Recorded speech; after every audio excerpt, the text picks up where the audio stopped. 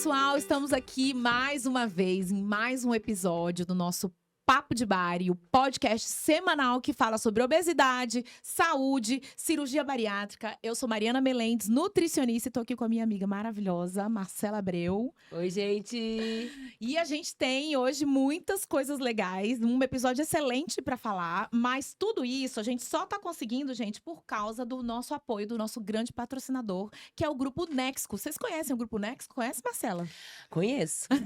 Sou Gente, cliente. Somos clientes Nexco. E o Nexco, o objetivo deles, gente, vai muito além de oferecer produtos financeiros, né? É caminhar lado a lado com cada cliente, ajudando a tomar decisões mais seguras e estratégicas para o presente e para o futuro. E se você acha que você tem que ter muito dinheiro, tem que ser um grande investidor, o Grupo Nexco trabalha com pessoas físicas, pessoas jurídicas, produtores rurais, oferecendo soluções completas em gestão, investimento, seguro e previdência. E o foco é compreender a vida e os objetivos de cada cliente, gente, traduzindo isso em estratégias personalizadas que tragam resultados realmente concretos. Então, o jeito Nexico de trabalhar, ele protege seu patrimônio, prospera e conquista seus sonhos com segurança e inteligência. E aí, gente, depois de ter uma consultoria com o Grupo Nexico, Eu vou você... conseguir. Não, vai já de novo. Vai, Vou Marcela. conseguir, gente. Oh, meu Deus, não tá fácil. Cícero, espero que você não esteja assistindo. Volta, Cícero. Gente, nós somos clientes Nexcos e se vocês tiverem dúvidas a respeito do que eles fazem, temos um episódio completo com o pessoal da Nexcos sobre saúde financeira, que também faz parte da saúde, certo? Aproveita então, segue o Nexco no Instagram, que é @Nexco. Segue a gente também, @Papo de Bari, e se inscreve no nosso canal. A gente precisa da sua inscrição pra gente ganhar mais visualizações. Por favor, ajuda a gente. É o que mantém a gente aqui.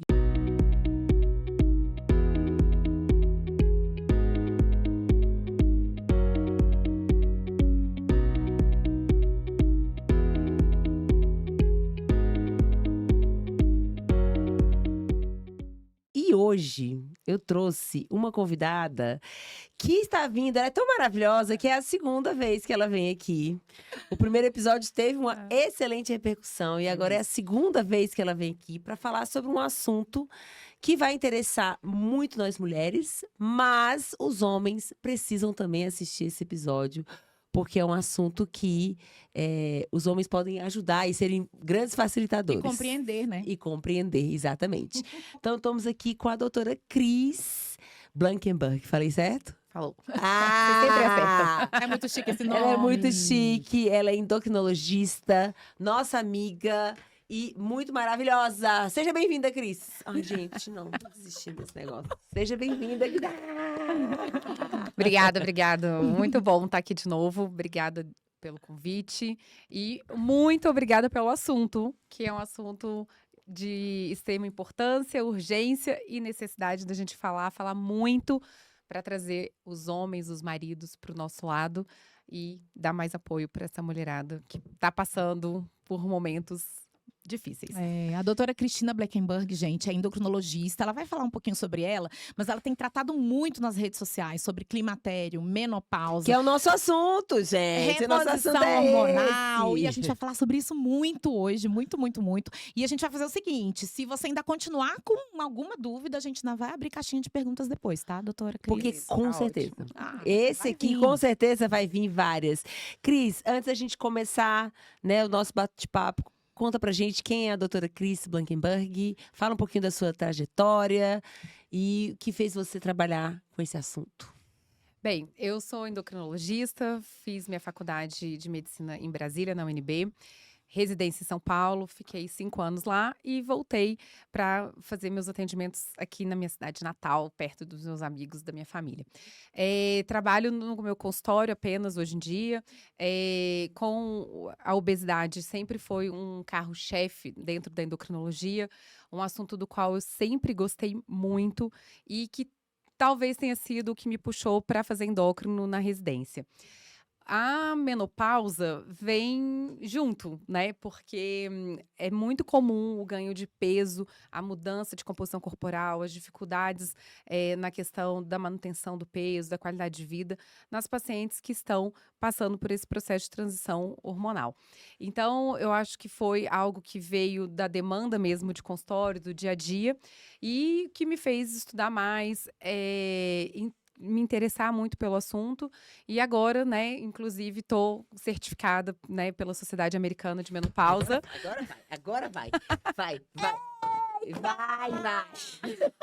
Para poder não sabia. tratar melhor minhas pacientes e oferecer Maravilhosa. realmente o que a ciência tem de melhor, né, para todas elas. Que legal. Então, minha primeira pergunta, eu acho que é a pergunta mais básica. O que é menopausa? O que é? Quando que ela começa? O que é?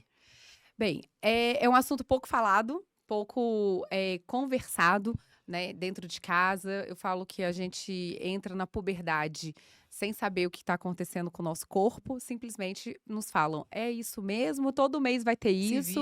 Se vira aí, tá aqui um pacote de absorvente para você. E a gente faz essa transição para a menopausa da mesma forma, com a mesma falta de informação, de conversa e de expectativas.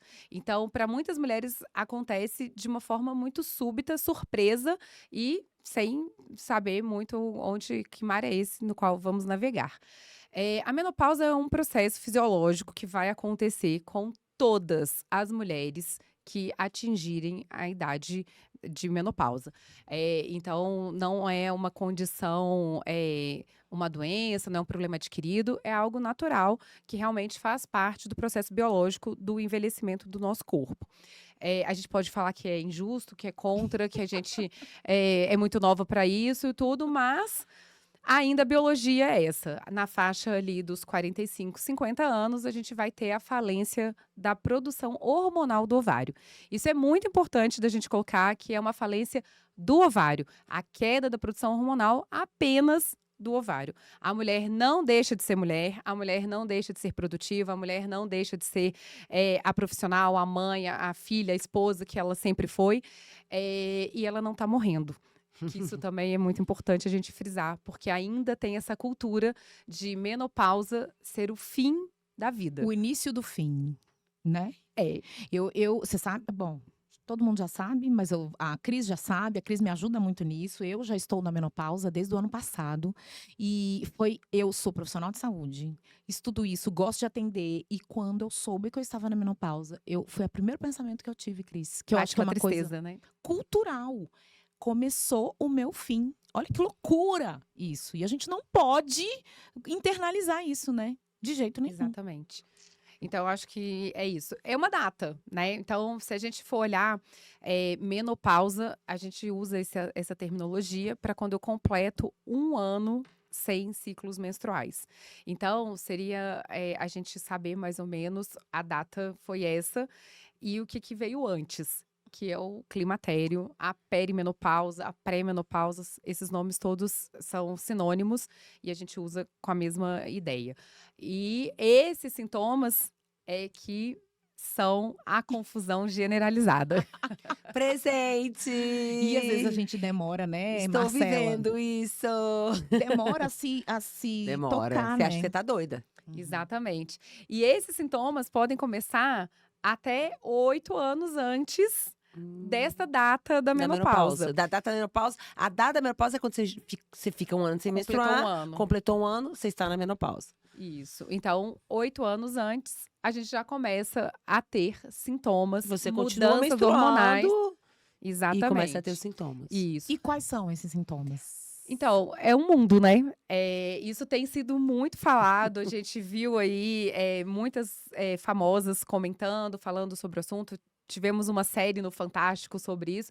E muitas pacientes hoje, inclusive, me falam: nossa, eu vi no Fantástico mostrando que são mais de 38 sintomas que podem estar associados. Isso assusta, né? E confunde. E confunde, porque são inespecíficos.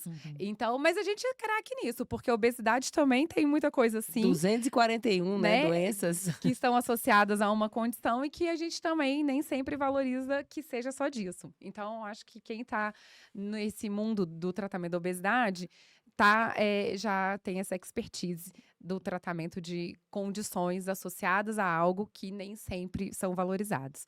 Então, a gente vai. Ainda o mais clássico que todo mundo conhece são os fogachos, né? Que é a tal da onda de calor, que é um calorzão. Muita gente fala, mas é porque tá quente. Não, nós estamos no verão. Então, não é o calor ambiente. É um calor que sobe, que esquenta de uma vez e, de repente, esfria. Então, realmente vem como uma onda. Então, isso é importante porque nem todas as mulheres sabem identificar o que é um fogacho. Sudorese noturna, ressecamento vaginal e alterações do humor. Isso é um classicão que a maioria das pessoas esperam que isso aconteça para poder pensar em menopausa, em climatério. Mas a gente sabe que tem dor articular, a gente começa a ter mais ressecamento, né? Da pele, do olho, da articulação. Então, Coceira na cabeça. a pele que coça mais de forma geral, porque tem ressecamento da pele. Uhum. O olho, às vezes, que fica mais vermelho, que tem mais intolerâncias, também por causa do ressecamento que pode acontecer. Pra mim, deu aquele brain... Névoa mental. Névoa mental, brain Névoa fog. mental, brain fog, isso. Foi quando eu comecei porque eu fui procurar um neuro. Porque eu comecei a ter isso, aí foi quando eu descobri que eu tava no Isso, é um climatério. cérebro que trabalha mais devagar, que parece que precisa Esquece a palavra. empurrar, né? É um carro que tá ali precisando de um empurrão para As começar palavras a não funcionar. vêm, às vezes. Isso. O brain fog, os estudos mostram que a área mais afetada do cérebro nessa região, nesse momento, é a fluidez verbal. Então, para quem fala muito, para quem escreve muito, percebe isso porque a palavra desaparece. Então como é que você percebeu? Você nem fala muito.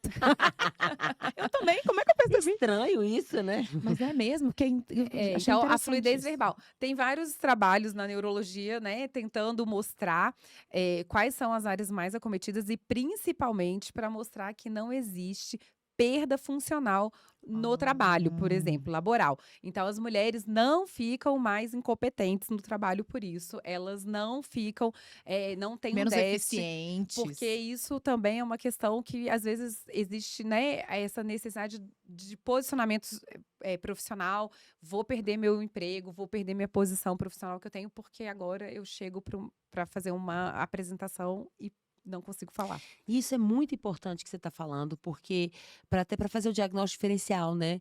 Porque às vezes algumas pacientes, elas me procuram, né? Inclusive eu tenho te encaminhado algumas pacientes, porque elas me procuram com algumas queixas disso e geram um sofrimento muito grande. Não, eu preciso procurar um psicólogo, porque eu não estou rendendo no trabalho, as palavras estão fugindo, aí tem a insônia também, que vem, né? Que é um sintoma comum. Aí tô com insônia, e aí eu começo a pesquisar com a idade, e nós, profissionais de saúde, e principalmente da saúde mental, são poucos colegas meus que perguntam: você continua menstruando? Né? Você faz uso de algum hormônio? Quanto tempo vai que você não investiga essa questão hormonal? Né? Então, assim, a mulher tá ali com 45, 47 anos com esses sintomas, aí ela vem achando que tá com depressão. Alguns colegas, inclusive, diagnosticam com depressão. E aí eu falei assim, aí eu falo, não, você precisa ir no endocrinologista, você precisa investigar, porque esse diagnóstico diferencial é muito importante. Porque ela chega lá achando que tá doida. E às vezes ela é é muito angustiante, encaminhada, né? e às vezes ela é encaminhada de psiquiatra e tudo. E eu já tive, assim, uns 3 ou 4 casos que foi, não era. Não era. Eu perdi a paciente e o médico ganhou. Mas por uma boa causa. Por uma excelente causa, gente, porque eu ia ficar dando murro em ponta de faca. Eu podia dar a estratégia que for, Que não ia resolver. que não ia resolver, não ia. Então, esses sintomas precisam ser mais valorizados. E isso gera muita ansiedade nas mulheres, por causa dessa questão. Porque hoje, aos 45 anos, nós estamos no auge da nossa carreira profissional. E aí, como é que eu vou fazer agora que eu preciso me posicionar tão bem num mercado que muitas vezes é tão machista e vão falar de mim que eu tô morrendo de calor e quero tirar esse casaco no meio da reunião. Né? Eu tô suando, né? Eu tô com aquela pizza, né? E aí? Então, isso é muito importante. Além disso, tem a questão da saúde mental, que você tem uma piora de sintomas já existentes. Então, a menopausa, ela não dá depressão, ela não causa depressão. Mas eu tenho uma mulher que já tem uma tendência à depressão, já teve histórico de depressão, ela tende a piorar esse humor pro lado da depressão, assim como da ansiedade. Então, muitas vezes, essa transição hormonal é o gatilho para uma piora de uma condição pré-existente e que também vai ser medicado. Hoje, né, os dados mostram que é mais fácil a mulher sair do médico medicada com tratamentos para depressão e ansiedade do que com terapia hormonal. Vamos falar de terapia hormonal? Mas antes disso, eu acho que uma coisa que até para os nossos pacientes, como a gente está falando aqui de obesidade, cirurgia bariátrica, uma queixa também é a questão do ganho de peso, né? Esse acúmulo de gordura, principalmente na região abdominal, que acontece já no climatério, né, para muitas mulheres. É fato isso, não é? Ou é viagem? É fato, né? Dados estatísticos de trabalho mostram que a variação de peso costuma ser em torno de 3 a 4 quilos. Não é nada tão significativo para muitas pessoas. Porém, a gente tem uma mudança importante na composição corporal. Então, você vê a curva da massa de gordura crescer e a da massa muscular cair. Então, você não varia tanto o peso da balança, porém, você tem uma variação importante de composição corporal. E isso é muito percebido, né? Então, se a balança não te fala que isso foi trágico, a sua sensação e a sua percepção de corpo te conta que foi.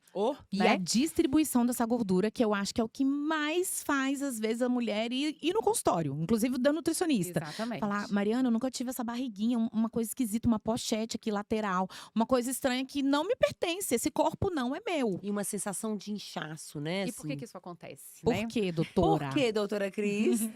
Então, a queda do estrogênio vai fazer com que o corpo perceba que está faltando algum hormônio. E a gente tem o tecido adiposo como um dos produtores de estrogênio para a gente, né? Então, nós temos 3 formas principais do estrogênio. Então, quando a gente fala em estrogênio, a gente está falando de um grupo de pelo menos 3 tipos de hormônio: estradiol, estrona e estriol. Então, cada um desses tem um papel e uma produção diferente no nosso corpo. O estradiol, a principal fonte de produção é o ovário, a estrona é no tecido adiposo. Então, o tecido adiposo consegue produzir uma parte do nosso estradiol. Então, o nosso corpo, muito sabidamente, percebendo essa queda da produção do estradiol, ele aumenta o tecido adiposo que produz mais estrona, para tentar manter o equilíbrio do estrogênio. E é o tecido adiposo visceral que faz isso. Então, a gente tem uma predileção por aumentar o tecido adiposo visceral na barriga, né? E a distribuição nossa corporal também tem participação do estrogênio. É só a gente lembrar que a menina, antes da puberdade, não tem gordura de quadril e perna. Ela tem uma barriguinha, né? Aquela fase ali pré-puber, então, acumula mais gordura na barriga. E aí a gente fala, mas vai crescer, vai fazer o estirão de crescimento e essa gordura vai embora. Então, é porque o hormônio vai chegar e vai distribuir essa gordura para o tecido periférico. Então, a gente desce essa gordura para o quadril e para as pernas. Quando o hormônio cai, isso volta. A distribuição de gordura corporal vai para um padrão mais androgênico, mais masculino. Homens costumam ter mais gordura na barriga. Então, quando eu tenho o desequilíbrio testosterona e estradiol, eu também tenho essa tendência da distribuição androgênica da gordura. E aí a gente sabe que a distribuição de gordura androgênica aumenta risco cardiovascular. Cardiovascular. E por isso que a mulher fica mais propensa a ter esse risco Exatamente. cardiovascular. Eu escutei, eu não sei quem foi que me falou, se foi, não sei, tá? Eu lembro que isso foi algo que alguém me falou, que essa fase é uma fase de um risco aumentado de infarto nas mulheres. Exatamente. A mulher é protegida do infarto. Quando a gente vai falar de risco cardiovascular, a mulher, até a menopausa, ela tem um risco muito menor que o homem de ter infarto e AVC. Quando entra na menopausa, ela iguala ao risco masculino. Então, é porque a gente perde a proteção do estrogênio.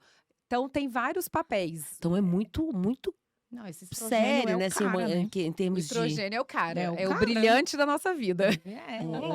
Santo estrogênio. Meu filho, o popzinho ali, ó. E aí, deixa eu falar de terapia Deixa. Pode gente, não, aí a gente vai porque falar agora de tratamento, né? Então, espero que vocês tenham entendido o que é. É complexo, né, Cris? Assim, uma coisa. Complexo, porque o estrogênio faz parte de tudo no nosso corpo. Então, ele participa da função cerebral, ele participa da função muscular, ele participa da distribuição de gordura, ele participa da proteção das artérias, ele participa da lubrificação das articulações. Então, ele E aí- participa de muita coisa. E aí vem a questão: você então só consegue repor esse estrogênio com terapia, repondo com terapia hormonal, ou tem algum alimento, algum comportamento que você pode ter para produzir estrogênio? A produção de estrogênio acabou, a gente precisa repor. Assim Não tem como como você produzir, vamos dar esse naturalmente. naturalmente. Existem falas da gente tentar, né, com terapias de yoga, algumas terapias naturais, uso de isoflavonas, que são fitoterápicos.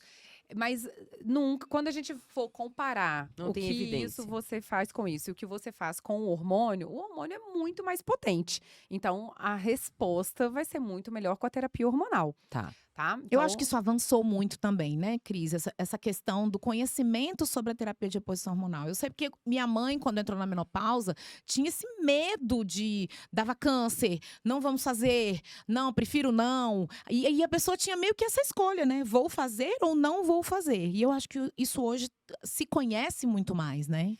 se conhece muito mais, mas se divulga muito pouco. Então, estamos aqui para isso, Brasil. Então, assim, vamos lá. A terapia hormonal começou lá em 1960, Uhum. mais ou menos. O primeiro hormônio que foi oferecido para o tratamento de menopausa foi o Premarin, que era um estrogênio conjugado de urina de éguas. Por isso o nome, né, de Pregnant Marine Estrogênio. Uhum. Então, o Premarin foi o primeiro, foi um sucesso, era extremamente prescrito.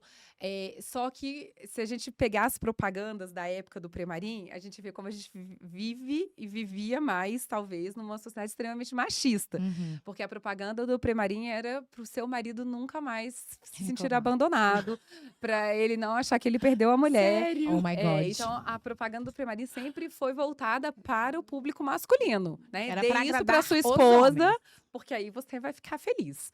Então, teve um boom de prescrição nos Estados Unidos, principalmente. Foi muito prescrito, usado, até o dia que se percebeu um aumento no câncer de endométrio, que é a parte ali que reveste o útero. E daí se viu que a gente precisava também da progesterona.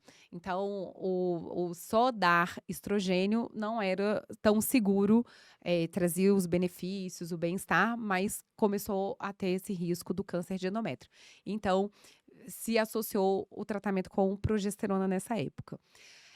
Em 2000, O Premarin com o progesterona. Premarin com progesterona, que na época que se usava era uma progesterona sintética, a medroxiprogesterona, que hoje a gente ainda tem como contraceptivo injetável no Brasil.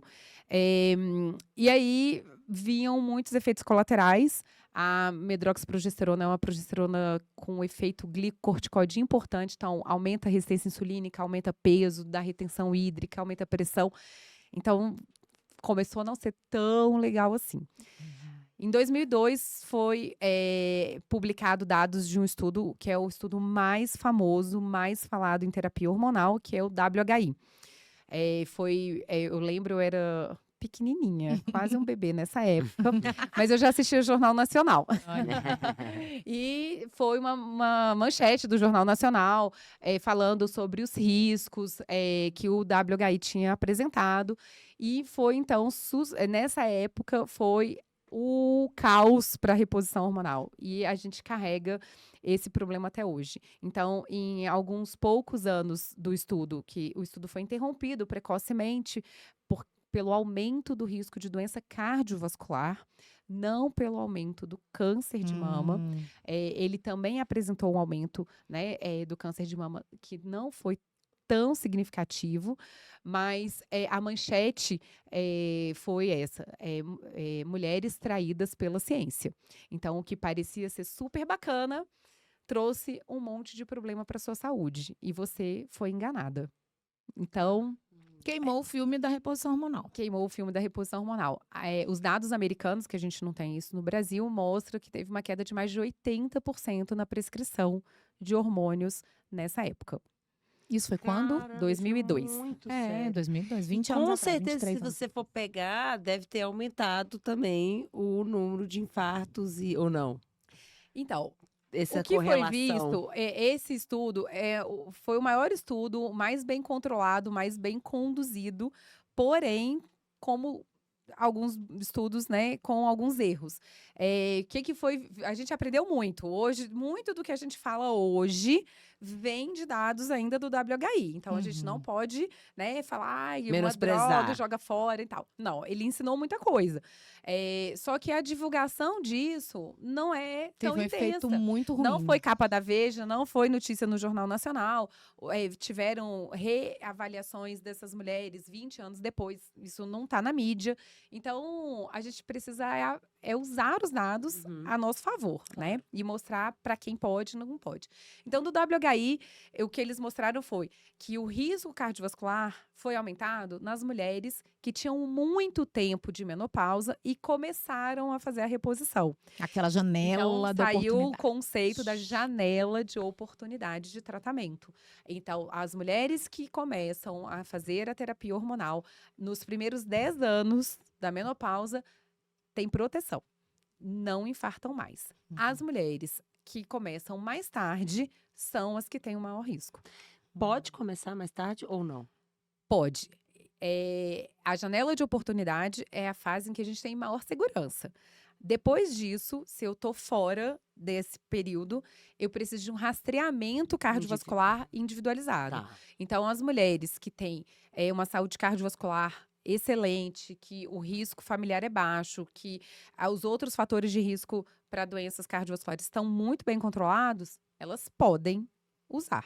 Eu acho que é o grande lance da medicina, que é o risco-benefício, né? E aí Se ela se beneficia, porque ainda é muito sintomática, e eu vejo muito isso, mulheres com mais de 10 anos de menopausa super sintomáticas ainda. E tem uma segurança ali cardiovascular, elas podem sim, com acompanhamento. Eu acho que é nesse caso, né, Cris? Isso. Com acompanhamento, elas têm que ter um benefício da reposição hormonal. E aí me corrija se eu tô errada, né? Eu tô percebendo que essa questão da reposição, a parte do risco cardiovascular, o rastreio é mais importante, não sei se é importante, ou é maior do que o rastreio para câncer, ou não? Sim, muito mais importante. Muito mais importante do que, porque o risco da reposição é maior, da questão do risco cardiovascular, está mais associado ao risco cardiovascular do que histórico de câncer. Histórico de câncer. Se a gente Uau. for pensar, o ano passado saiu um posicionamento da Sociedade Brasileira de Cardiologia junto com a Sociedade Brasileira de Climatério e Menopausa.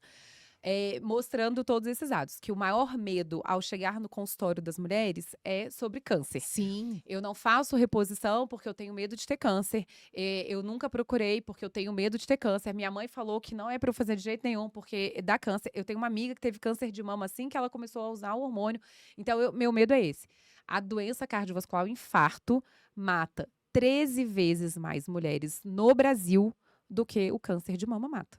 Meu Deus, isso ninguém divulga. Então, E a reposição, se você tiver na janela, ela protege. ela protege. Mesmo se a pessoa tem hipertensão, se ela tem um certo Uma risco pessoa. cardiovascular. Aí a gente vai ter que. Uma pessoa, que uma eu amiga conheço. minha. Hipertensa? Não, a gente vai ter que individualizar muito bem. Então, é muito importante o histórico de saúde dessa mulher. Sobre gestação, se tem síndrome de ovário policístico, se teve hipertensão na gestação, se tem diabetes, se tem resistência insulínica. Tudo isso são fatores do histórico de vida reprodutivo da mulher que impactam no risco dela ter doença cardiovascular também. Então, as mulheres que tiveram hipertensão na gestação são mulheres de mais alto risco cardiovascular. Então, a gente vai ter que ter um olhar atento, porque não é só isso. É custo e benefício. Né? E estão todos os fatores, né? A Sociedade Americana de Cardiologia coloca lá os 8 maiores fatores de risco cardiovascular que a gente pode modificar. Então, por que a gente não está olhando para isso também? Então, atividade física, peso, pressão, colesterol, estresse, sono. Então, a gente vai ter que olhar a mulher em todos esses aspectos. Não dá pra gente taxar que sim, nem que não para reposição só pela questão do câncer de mama. Agora, falando sobre obesidade, cirurgia bariátrica e menopausa. Vamos falar um pouquinho. O que a obesidade afeta nessa questão hormonal, nessa questão. Aumenta a complexidade dessa condição? E a cirurgia bariátrica, o que você vê de benefício nisso? Olha como vocês são, né? A energia vem. Hoje eu atendi uma paciente Olha. pós-bariátrica e na menopausa. E aí eu perguntei, eu falei, hoje eu vou falar sobre isso. Me dá as dicas aí do que foi bom pra você. Olha, arrepiei. Né? Se valeu a pena ter feito cirurgia antes. Como é que foi essa repercussão pra você? Então, ela assim, começou a fazer a reposição depois. Pós-bari. Tá? Então, assim, vamos lá. Eu falei pra ela que eu ia comentar sobre ela hoje, que legal. é muito legal, porque a gente, né, precisa Na prática ali, vivendo. lembrar, né, do por que eu tô fazendo isso. Então, assim, a obesidade é uma condição que coloca lá, né, os riscos. Então, o risco cardiovascular, do diabetes, as questões articulares. Então, tudo isso pode trazer mais risco de saúde para a mulher de forma geral. Tinha antigamente uma ideia de que a mulher com obesidade tinha menos sintomas, porque ela tem mais tecido adiposo, ela produz mais estrona, então talvez ela vai sentir menos o declínio do estrogênio. Mas isso não é real. As mulheres com obesidade também têm fogachos, também têm ressecamento vaginal, também tem piora do ganho de peso, também tem dor articular. Então, a gente precisa tratá-las igual. O uso de terapia hormonal precisa de certas particularidades da escolha da via de administração, do tipo de hormônio que a gente vai usar por causa da obesidade. Então, mulheres que têm obesidade, assim como para o uso do anticoncepcional, a gente vai ter que ter alguns cuidados, né? Pela pressão, pelo colesterol, pela esteatose hepática, pela dislipidemia. A gente vai ter que atentar para isso, para escolher o melhor contraceptivo. A gente também vai ter que pensar nisso na escolha da terapia hormonal para a mulher que tem obesidade. A mulher tratada pela cirurgia, então tem uma obesidade controlada, ela está melhor de saúde, né? Ela tem menos risco cardiovascular, ela tem menos risco de diabetes, ela tem menos riscos gerais de saúde pelo tratamento da obesidade. E a particularidade que a gente vai ter que ter vai ser na escolha da via de administração. Por quê? Não esqueça. Eu tô assim. Estamos aprendendo aqui loucamente. Porque a gente não tem estudos com dados de absorção dos hormônios no estômago e intestino que foram modificados. Ou seja, tem que fazer essa titulação bem personalizada, né? Exatamente. A gente vai ter que prestar mais atenção. Não tem uma proibição. Não vai fazer hormônio via oral. Não vai fazer esse hormônio. Não vai fazer hormônio transdérmico. Não existe isso. Mas a gente vai ter que prestar atenção como é a absorção para outros medicamentos, a associação com outros medicamentos que essa mulher usa. E aí a gente vai ter que trazer isso de volta. E o cuidado com o peso. Né? Isso que eu ia falar. Duas perguntas. Primeiro, vou primeiro, depois vou segunda. A via de administração também tem a ver com os efeitos colaterais? Do hormônio, por exemplo, eu já ouvi falar que a progesterona oral tem mais efeito colateral do que a vaginal, do que a do DIU. A gente não tem muito efeito colateral dessas Só terapias bom, né? hormonais. A progesterona dá um soninho, né? A progesterona tem uma melhora do sono, mas tem mulher que tem uma reação ruim de ressaca. E aí elas acordam muito cansadas, ressaqueadas. Eu senti um inchaçozinho. Para algumas mulheres, a progesterona natural tem essa questão da retenção hídrica. Aí já me falaram assim, Marcela, então muda a via de administração. Por isso que eu tô te perguntando. Isso. A gente hoje tem o DIU de progesterona liberado para a terapia hormonal. Então, sim, a gente tem. É uma pergunta muito frequente também do consultório. Eu posso usar o DIU como a parte da terapia hormonal? Pode, tá? Então, ele já tem estudo mostrando que tem segurança para proteção de endométrio. É o DIU Mirena? O Mirena. Então, ele entra. Né? Então, assim, numa paciente pós-bariátrica, a gente ama, né? porque é uma Ajuda via no ferro. de administração que evita risco de sangramento, tem a questão contraceptiva, porque um ponto importante, contracepção ainda precisa ser pensada no climatério. A gente só pode relaxar com contracepção 2 anos de menopausa. Olha, Marcela. Ela abriu. Então, existe, né, essa questão, se a gente precisa ter essa preocupação de contracepção, é importante a gente pensar nisso. Terapia hormonal de estrógeno e progesterona não costumam, né, não geram esse papel contraceptivo. Então, é um ponto também. Então, o Mirena entra, de fato, como uma boa escolha. E o estradiol, normalmente, a gente prefere a via transdérmica. A via transdérmica, gel, spray, que é o que a gente tem mais novo, e adesivo, é a via preferencial para todas as mulheres. Tô adorando o spray. Tá usando spray? Tô gostando, tô É. gostando. Então, é a via preferencial para todas. Uhum. Por quê? Porque é a via mais fisiológica, é a forma que a gente não tem passagem pelo fígado, então o risco de trombose é menor, Uhum. e ele metaboliza menos em estrona. A via oral, a gente tem uma parte do que a gente usa via oral, vai metabolizar em estrona.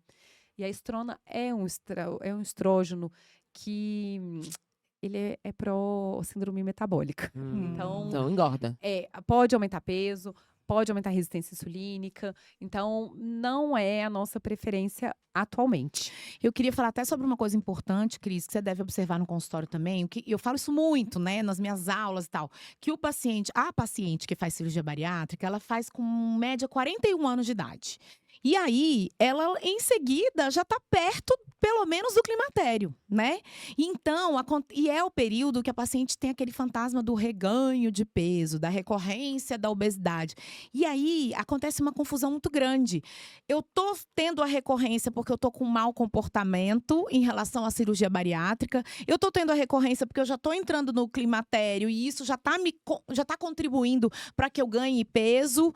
E aí, o que eu, no consultório, tento primeiro ver é se primeiro é recorrência. Então, muitas das vezes não tem a ver com isso e muitas das vezes não tem a ver com o mau comportamento da cirurgia bariátrica. É porque, na verdade, convergem várias questões. Não sei se você percebe isso, né?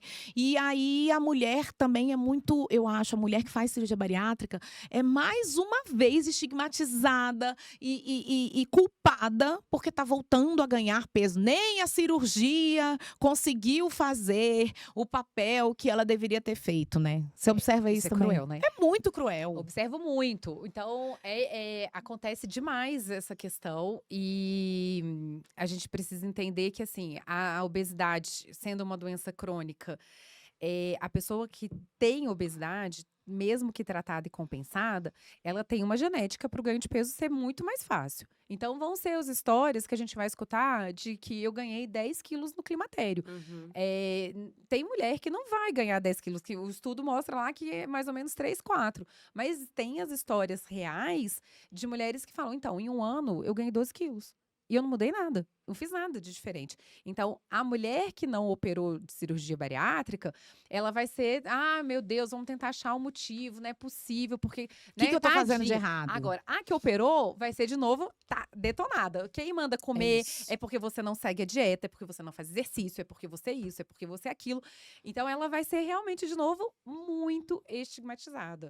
E já é um público que já tem esse estigma internalizado, que já sofreu muitos anos sobre o controle do peso. Então, é muito mais sofrido. Muito. É E aí muito eu mais noto, sofrido. assim, minha conduta no consultório é já preparar essa mulher. Então, quando ela faz a bariátrica Falar lá sobre, com 41 anos, a gente tem que falar, gente, você que é profissional de saúde, não interessa a sua especialidade. A gente precisa falar sobre isso. Ó, você vai fazer a cirurgia, você tem 41, 42, pode ser que daqui a pouco os sintomas, inclusive o ganho de peso, venha e não tenha a ver com o fantasma do reganho de peso. Vamos nos preparar para isso? Aí sim a gente vai com a nossa catequização. Atividade física, né? Que é o que a gente quer que a gente E você procurar fale um uma pouco sobre isso endócrina, também. né? Eu acho que isso é importante também. Prevenir. Prevenir. Né? Pensar Isso. que o pessoal fala assim, mas aos 40 eu vou pensar nisso, se a menopausa é aos 50.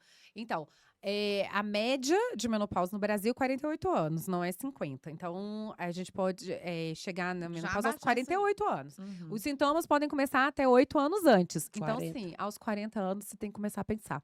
Porque você tem um tempo curto para mudar muitos hábitos, se você não tem bons hábitos de saúde, que vão impactar a sua vida. Então, é essa idade mesmo.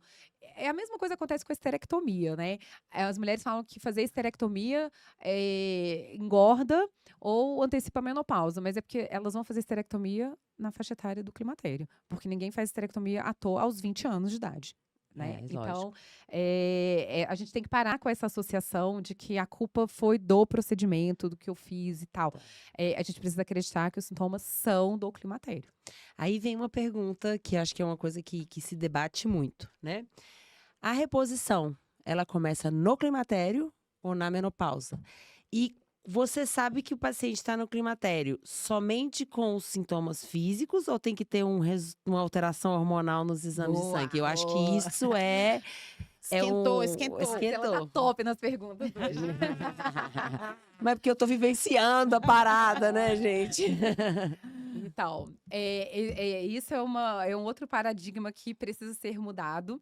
Eu escuto isso muito frequentemente. Não, meu médico falou que meus exames estão ótimos, eu não preciso, eu estou longe da menopausa. Você leu lá no Eu estou com chat GPT. 47 anos e estou longe da Continuo menopausa. menstruando, né? Né? Continuo menstruando. Então, assim, não, o diagnóstico é clínico. Eu não preciso de nenhum exame laboratorial. O que significa isso? Que é clínico. É pelos sintomas. Tá. Então, eu preciso ter sintomas compatíveis e que eu afaste outras causas. Então, a maioria dos exames que a gente vai fazer vai ser para afastar outras questões. Então, eu tenho uma dor articular com frequência. Eu vou precisar fazer o diagnóstico diferencial das dores articulares. Se também uma artrite reumatoide que está aparecendo, se é uma doença reumatológica. Então, eu vou fazer o diagnóstico diferencial. Então, eu vou fazer exame para isso, não para confirmar a menopausa. A mesma coisa de oscilação de humor, ganho de peso, pele ressecada, hipotiroidismo, dá tudo isso. Então, eu vou fazer dosagem de hormônio tiroidiano para o diagnóstico diferencial e não para o diagnóstico da menopausa. Ótimo. Tá? Então, a maioria dos exames que a gente vai fazer vão ser exames de diagnósticos diferenciais. Não tem nada, é climatério. E o FSH pequenininho, baixinho. Tem pacientes que têm um FSH de 8. Né? Uhum. Porque eu peguei um exame no momento que o ovário estava lindo. Ele não É o que percebeu a aconteceu- mudança. É o que aconteceu comigo. Gente, todos os dias no Isso, consultório. porque existe uma dissociação laboratorial, clínica, e inclusive aquela. Se a gente pega os gráficos bonitinhos, né, do que é um ciclo hormonal. Então, o FSH começa a subir, mais na frente faz o pico do LH, depois vai fazer o pico do estradiol, vai cair o estradiol, vai subir a progesterona. Isso não acontece mais aos 45 anos, aos 46 anos. É uma confusão. Então, eu pego um FSH num nível, com um estradiol em outro, que nem bate muitas informações. E que a maioria dos médicos não consegue interpretar. Eles olham o valor de referência e tá tudo bem. Qual fase do ciclo você estava? Não sei, a maioria das mulheres hoje usam algum tipo de contraceptivo, alguma coisa que modifica ali essa dosagem hormonal. Então, assim, não use, né? Às vezes os exames servem mais para confundir do que para te ajudar. Exceto nas mulheres que estão com um diagnóstico precoce. Então, as mulheres aos 35, 36 anos, não é esperado que elas estejam no climatério. Então, se elas têm sintomas sugestivos para climatério, eu não tenho outras questões de outras patologias envolvidas, eu vou fazer dosagem hormonal, porque nessas mulheres vai aparecer alteração hormonal. Do FSH, do LH, do estradiol, eu consigo, por aí, confirmar. Então, na menopausa precoce, que é quando acontece antes dos 40 anos, os exames são úteis. Entendi. Viu, Então, isso é importante, gente, os sintomas clínicos, né? Então, assim, não menospreze o que você está sentindo, que não é loucura. Não, e eu acho que o mais importante, quem faz boas anamneses clínicas, quem investiga bem o paciente, são especialistas, pessoas que estão preocupadas realmente com você. E a gente fala aqui sempre aqui nesse podcast. Se você acha que não está sendo bem assistida, não tem por que você ficar com essa pessoa. é isso mesmo. Você tem que ir num especialista, numa pessoa que saiba investigar isso de uma maneira humana e que não te julgue. E Principalmente quem tem obesidade e quem fez cirurgia bariátrica. E uma pessoa que você consiga formar vínculo.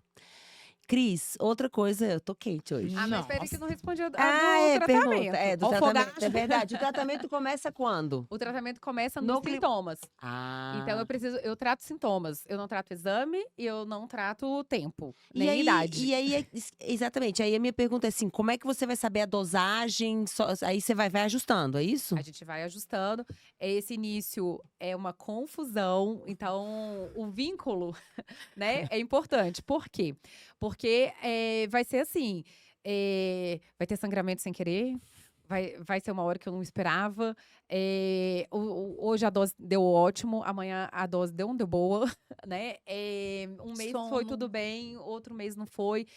A mulher precisa aprender a saber o que ela sente e identificar os sinais da falta e do excesso do hormônio. Gente, eu estou anotando tudo. Se nasce um cabelo encravado errado, eu anoto. Sério, eu tô anotando tudo pra consulta de retorno, porque assim.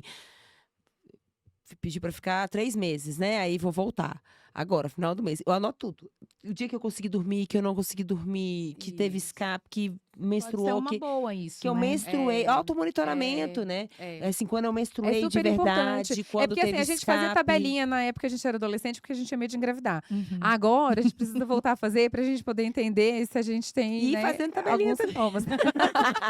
Então, os aplicativos, né, são importantes. Ah, Né, que a gente pode verdade. usar ali. Quem não tem ciclo, você pode usar o aplicativo só pra anotar sintoma. Quem tem ciclo, pode tentar Ah, ver eu tô no existe essa papel. regularidade. Tô no papel. É, O meu dá pra dizer então, um livro que eu tô anotando. tem uns Tá. aplicativos legais que tem espaço pra isso, né? Quais? Você pode indicar algum? O mais usado é um que chama Flow.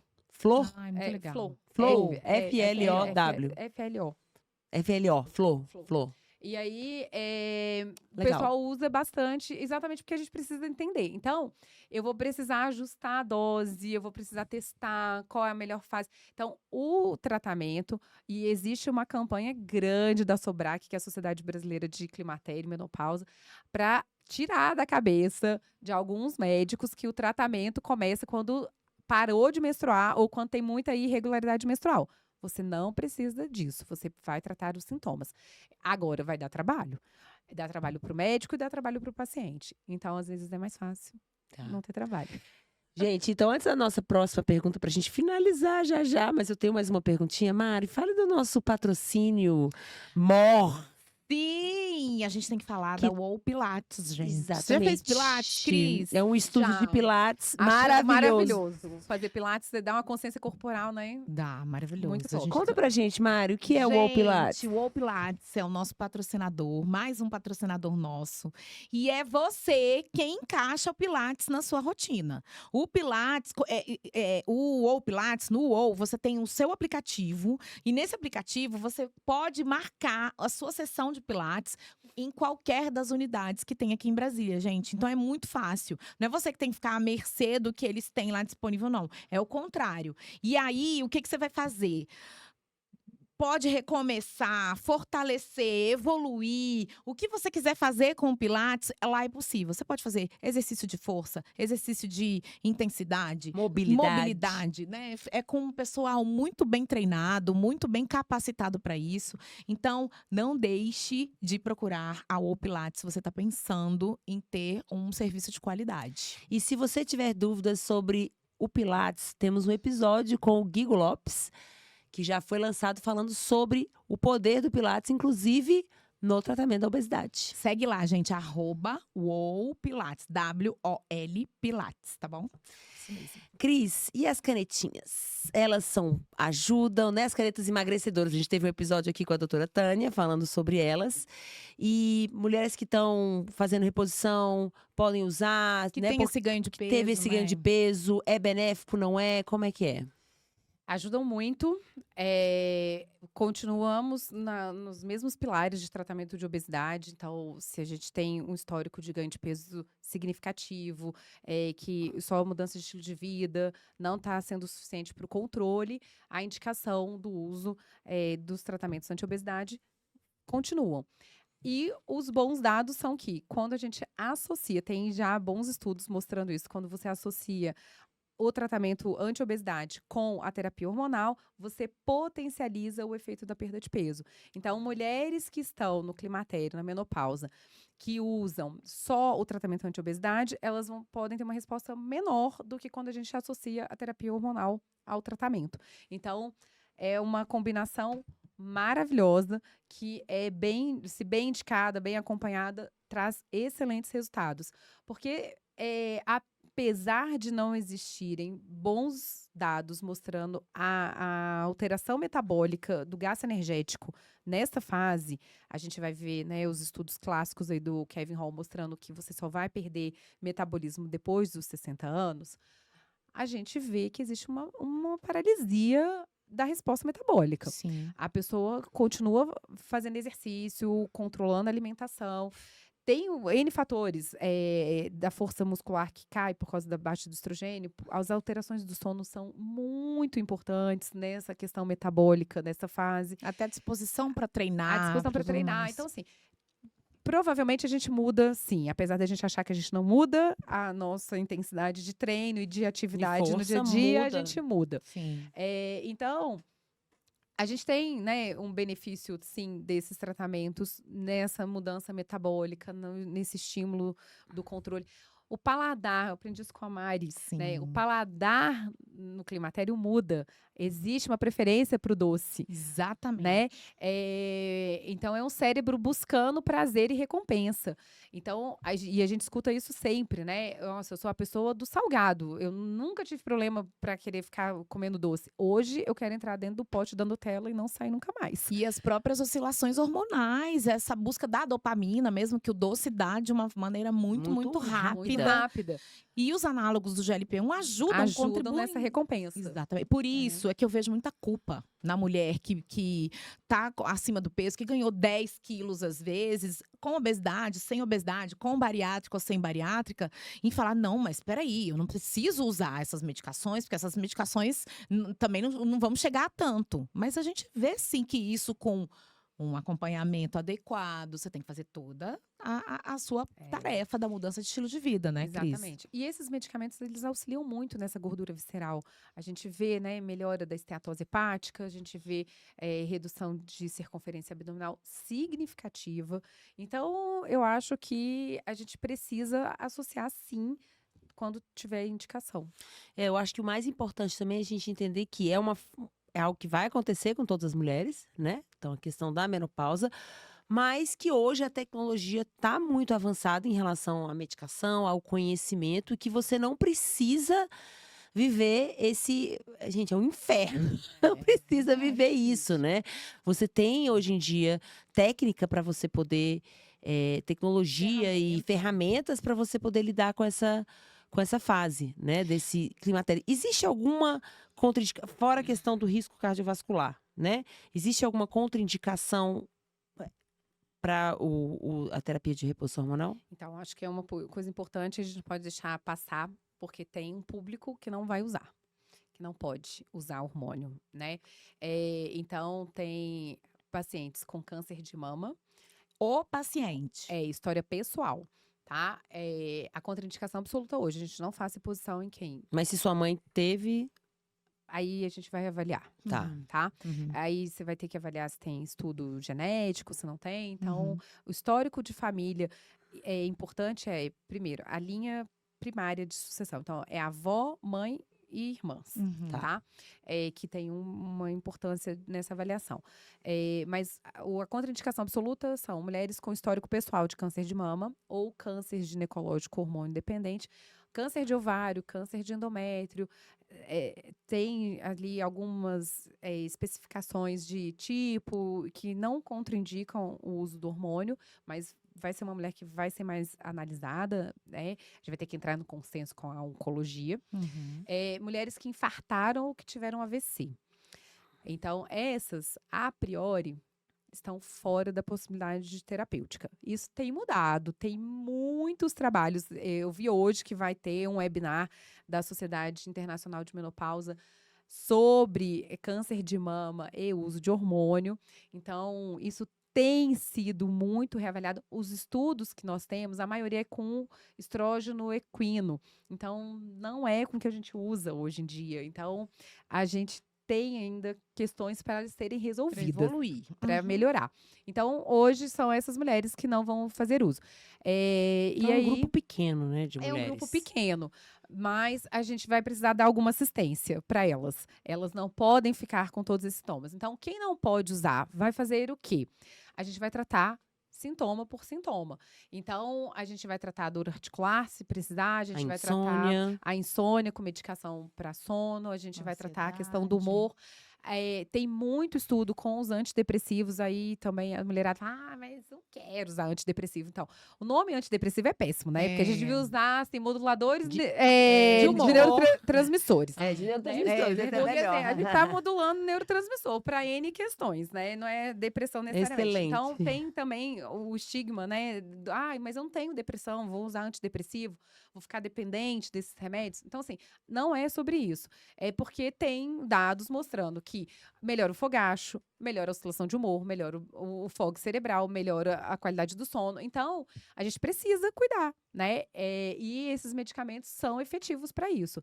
Existe nos Estados Unidos, está para vir para o Brasil, já tem um tempão que a gente está esperando uma medicação para fogacho, que não é hormonal, e Uau. que melhora 70% dos fogachos. Então, a gente vai tratar isso. A parte de síndrome geniturinária, que é o ressecamento vaginal, tem, inclusive, mulheres com câncer de mama, isso dá polêmica. Em alguns casos, é liberado o uso. A gente não precisa tirar. Uhum. Então, a gente precisa tratar muito isso nas mulheres. É extremamente desconfortável, extremamente ruim para a vida delas. Então, também precisa ser olhado. Então, tem muita coisa para ser feito. E não normalizar, né? Então, às vezes, as pessoas assim, não, é normal, é porque eu tô, né? Não é normal. Você tem tratamento, procura ajuda, você não precisa viver com esses sintomas, né? Assim, não é algo fácil, pelo que você está me falando, não é é muito individualizado o tratamento, então também cuidado para você não ficar fazendo a mesma terapia da sua vizinha. Porque ela tomou isso e aquilo, eu vou tomar também, porque é individualizado, assim, tá muito nítido na sua fala hoje o quanto que o tratamento é individualizado, porque a dosagem para mim não vai fazer bem para você e etc. E não normalizar, procurar ajuda, procurar para você ter uma vida melhor. Você pode ter uma vida com qualidade durante esse período, né, Cris? Exatamente, eu vejo isso com frequência, né, da gente adaptar. Mas a gente adapta. A gente aprende a dormir diferente, a gente aprende a ficar dormindo brigado lá com o marido, cobrindo, descobrindo, ligando o ar-condicionado, desligando o ar-condicionado. A gente adapta. Outra coisa que eu vejo muito o pessoal falar, a gente adapta. O ressecamento vaginal, né? Às vezes é super incômodo. É o sintoma que a mulher menos relata em consulta. Se não for perguntada, elas não contam, né? Não, mas eu uso lubrificante, deu tudo certo. Então, mas você usava? Você precisava disso? Então, será que é ok? Pode usar, não é um problema usar, mas será que a gente não pode fazer outras coisas para não precisar ser assim sempre? Então, e deixar o lubrificante para o dia que você quiser? Né? O dia que você quiser fazer diferente, o dia que você quiser brincar, né, de uma forma diferente? Ou vai ser sempre uma necessidade? Né? Então, eu acho que a mulher precisa aprender a não normalizar as coisas, E a não verbalizar mesmo, e né? falar, e contar, e tá tudo bem falar sobre sua vida sexual, o que que tá bom, o que que não tá bom. E a gente precisa dar apoio, tratar da Ouvir. melhor forma possível todas as questões que estão envolvidas nessa fase. Não vai durar para sempre, vai passar. Né? Eu costumo falar que a menopausa é igual à puberdade. A gente sofreu na puberdade, é que a gente não lembra. Né? Mas a gente foi punk, a mudança corporal foi Sim, punk. humor, O humor tudo. foi punk, a acne foi punk. E a gente passou, né? Depois a gente não viveu. nesse Sobrevivemos. Então vai passar, essa turbulência hormonal passa, o corpo adapta, viver com menos hormônio. A gente vai aprendendo a lidar com esses sintomas, no sentido de, se eu não estou dando conta de trabalhar tudão, eu vou aprender a dividir um pouco o meu trabalho. A se reconhecer nessa nova fase, né? Autoconhecimento é Isso. Então, assim, importante. vai passar. Ai, que legal. Ai, gente, olha aí, uma hora Passa já muito de episódio, rápido, passa muito. Ô, Cris, você quer deixar um recado, assim, pros pacientes, pros seguidores, pros body lovers, todo mundo Profissionais que de tá saúde. assistindo? O que você gostaria de falar em relação a essa questão do climatério e da menopausa? Bem, a primeira coisa que eu queria deixar é que a gente precisa aprender a estudar para tratar. Eu acho que a gente tem obrigação, nós profissionais de saúde, de oferecer para os nossos pacientes o que tem de melhor de evidência científica e não ficar só surfando a onda. Então, eu acho que a gente tem visto muito problema, muita dúvida no tratamento de menopausa, porque cada um quer fazer de um jeito e existem diretrizes, existem posicionamentos bem feitos, trabalhos, estudos do que deve ser usado, quais são os hormônios padronizados de uso, qual é a forma que a gente deve usar e quando começa a tratar. Então, eu acho que a responsabilidade de nós, profissionais, é essa. Para os pacientes, gente, vai atrás, não fica achando que tá tudo Normalizando. bem, não é porque sua mãe não fez que você não pode fazer. A gente precisa vencer essas barreiras. Eu ouvi de um paciente uma vez, de um paciente homem, as mesmas mulheres que brigaram pela maternidade e o trabalho, continuarem no mercado de trabalho, são as mulheres que estão brigando agora pela menopausa. Então, é uma galera de força. Mudou o mercado de trabalho, né, pela briga de eu vou ser mãe, eu vou continuar trabalhando e sendo profissional. E agora as mulheres estão na fase do climatério, mostrando que elas vão continuar Excelente. trabalhando, vão continuar sendo profissionais, vão continuar vivendo, mesmo com a transição hormonal. Então, eu acho que eu vi isso de um homem, eu fiquei encantada. Lindo. Né? Achei, assim, muito bacana. E é isso, é assim que a gente Muito tem que se real, né? posicionar. E você tem indicações aí de leitura? Eu trouxe aqui, deixei. Eu tenho muitos outros livros em casa que eu, na correria, não achei todos. Mas eu acho que são livros importantes, né? O Cérebro e a Menopausa, da Lisa Ai, Moscone. Muito Eu maravilhoso. acho que a gente precisa ouvir, a gente precisa ler pra gente aprender. Esse é a Nova Menopausa, que é da Mary Claire, que é uma super ativista americana sobre menopausa. A gente tem também o Manifesto da Menopausa, que é de uma ginecologista também, Jane, agora eu não lembro o nome dela, que é sobre... Lá a gente tem o passo a passo de tudo que acontece com a mulher na menopausa. Ah, isso é muito legal. Então, acho que a gente aprender Conhecimento. lendo, conhecimento é super bom. E o de um médico brasileiro, que é do Igor Padovese, que é uma menopausa sem medo. Então, assim, tem muito assunto, tem muitos bons livros. O primeiro livro que eu li foi de uma canadense que chama A Tempestade Estrogênica, que é exatamente sobre o climatério, que é esse iniciozinho lá.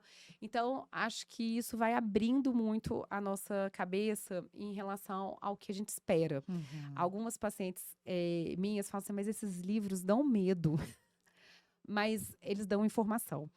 E a gente precisa conhecê-los. E informação é poder, né? É responsabilizar É. pela sua saúde. Cris, muito, muito obrigada. Onde que o pessoal te encontra? Fala aí as suas redes sociais, onde você atende. Nossa, a Cris bomba nas redes sociais, tem falado muito sobre isso, né, Cris? Muito. Muita informação Tenho legal. tentado trazer muita informação boa aí pra gente ir desmistificando esses assuntos. Meu Instagram é doutora.cris.endócrino. Basicamente, minha rede social é essa. Não tenho tempo para fazer outras. Mas E, Cris, onde que as pessoas te encontram? Você atende online? Você atende presencial e online? Como é que é? Hoje eu tô só no consultório na Endovita, aqui em Brasília. Os atendimentos são online para todo mundo que precisar. Tenho pacientes espalhados pelo Brasil, pelo mundo. É muito legal, porque é um aprendizado. Eu tenho que aprender tudo que existe de hormônio Cultura também, em né? outros lugares do mundo. né? Uhum. Então, nem sempre é tão fácil, porque a disposição de prescrição para alguns lugares é difícil, mas eu acho que sempre ajuda. E eu tento trazer tudo que puder de informação para os pacientes assim. Obrigada, Cris. Você é maravilhosa. Amei, foi maravilhoso. Amamos. Muito bom, gente. Gente, até o próximo episódio, então. E não deixam de se inscrever no nosso canal. Eu sou Mariana Melendes, nutricionista, @nut.marianamelendes. Você, Marcela?